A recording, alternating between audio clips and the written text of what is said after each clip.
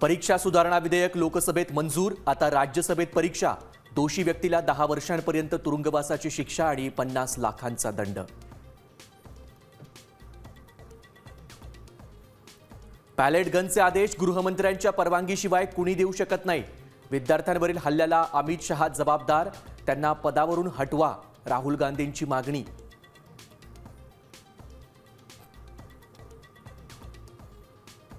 राज्यात पावसाचा जोर वाढणार. हवामान विभागाचा विदर्भ आणि मराठवाड्याला ऑरेंज अलर्ट.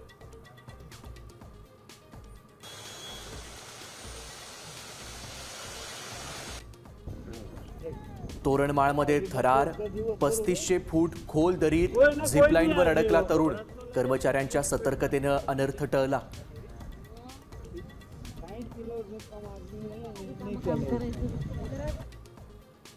राज्यातील शाळांमध्ये जंक फूडवर बंदी.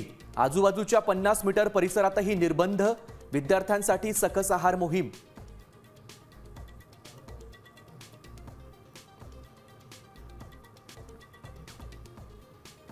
कॉमनवेल्थ स्पर्धेत नाशिकच्या दिलीप गावितची सुवर्ण धाव. अवघ्या 10.71 सेकंदाची नोंदवली वेळ. दिवसभरात भारताची 1 सुवर्ण आणि 2 रौप्य पदकांसह दमदार कामगिरी.